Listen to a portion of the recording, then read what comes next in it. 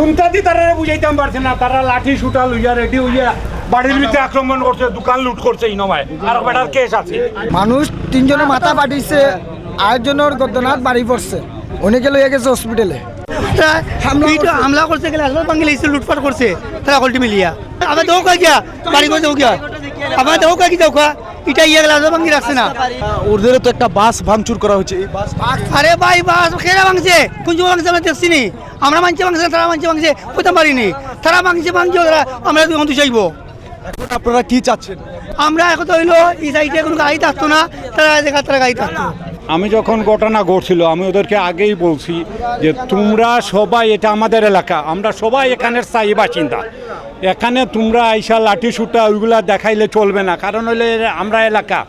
তো ওরা যখন হামলা করলো, বাসাতে দোকানে লুটপাট করলো, পরে ওত্র আমাদের এলাকা সবাই মিলিত হইয়া, আমাদের ছোটো ভাইরা ওরা তো ধৈর্য রাখতে পারে না, যেহেতু আমাদের এলাকা, তখন ওদেরকে দাওয়া দিছে, তখন সবাই দৌড়ে পালাইছে। ঘটনাটা হচ্ছে যে এত টাকা দিয়ে, কোটি কোটি টাকা দিয়ে বাস টার্মিনাল করা হলো। বাস টার্মিনাল, বাসে ওখান থেকে প্যাসেঞ্জার নেবে, সোজা চলে যাবে।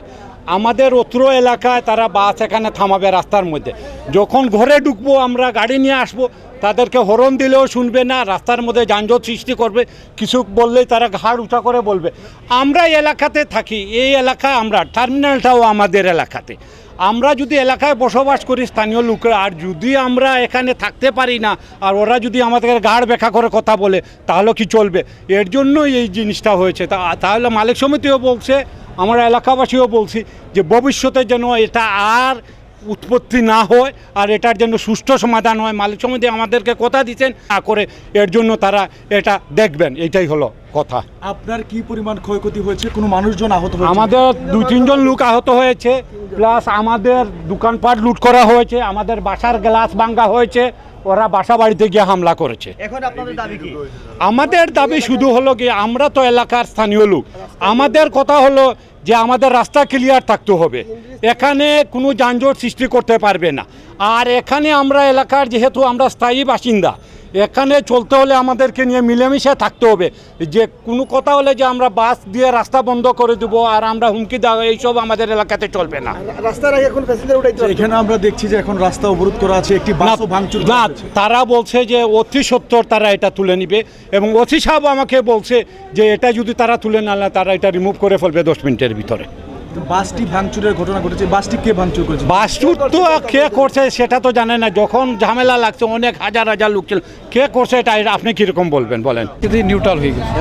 তো আপনাদের তরফ থেকে এখন কি পদক্ষেপ গ্রহণ করা হবে? আমাদের পরবর্তীতে অন্য যদি কোনো ঘটনা ঘটে, আইন শৃঙ্খলা রক্ষা করার জন্য আমরা আছি। তো এই ঘটনার সূত্রপাত কিভাবে, আপনারা কিভাবে খবর পেলেন? কি পরিমাণ ক্ষয়ক্ষতি হয়েছে কিছু কি জানতে পেরেছেন প্রাথমিকভাবে? না, কোনো ক্ষয়ক্ষতি তো হয়নি জানা মতো। কিছু দোকানপাটে একটু হামলা হচ্ছে, হ্যাঁ, দোকানপাটে আর আচ্ছা, আমরা এখন অনুসন্ধান করছি, পরবর্তীতে জানানো হবে। হ্যাঁ, হয়েছে। এখন পরিস্থিতি আপনাদের হ্যাঁ, নিয়ন্ত্রণে। রাস্তা ব্লক করছিল, রাস্তা তারা বাস এখান থেকে সরিয়ে নিয়েছে, একটি বাস যান ভাঙচুর করা চলাচল হয়েছে দেখছি। স্বাভাবিক হয়েছে। এটা হলো পার্কিংকে কেন্দ্র করে, না পার্কিংকে কেন্দ্র করে এই যে বাস শ্রমিক এবং স্থানীয় জনসাধারণের মধ্যে ভুল বোঝাবুঝি হয়েছে। একটি বাস ভাঙচুর করা হয়েছে, আরও কি গাড়ি ভাঙচুর করা হয়েছে? আমার জানা মতে একটি গাড়ি ভাঙচুর। ধন্যবাদ। যা মুরব্বিয়ান ছাত্র সমাজ সব আমরা বাই আসলে আমরা দীর্ঘদিন ধরে আমরা একত্র হইয়া চলি, আমরার মাঝে কোনো দ্বিধাদ্বন্দ্ব নাই। ইনো একটা ভুল বুঝাবুঝিতে একটা সমস্যা করছে। আমরা আমার হেলাল মামা সত্তার ভাই, শিরুল ভাই, তাই আগামী শুক্রবারে ডেট দিচ্ছেন, আগামী শুক্রবারে বাদ এসে আমরা বইয়া সুন্দর একটা সমাধান দেবো।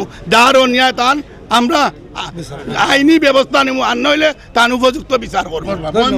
আপনারা এখন পর্যন্ত আইন শৃঙ্খলা রক্ষাকারী বাহিনীর কোনো সাহায্যের দরকার নেই, আপনারা ইনশাল্লাহ বর্তমানে দরকার না, বর্তমানে আগে তারা সহযোগিতা করছে, আইন শৃঙ্খলার লোকরা সবাই, ওসি সাহেব সব, বাড়ির ইনচার্জ আবুল ভাই সব, সকলের সহযোগিতা করছে। এখন আমরা দেখতে পাচ্ছি রাস্তাটিতে যান চলাচল বন্ধ আছে, তো আমরা ঘোষণা দিয়া দিছি যান চলাচল চলবে।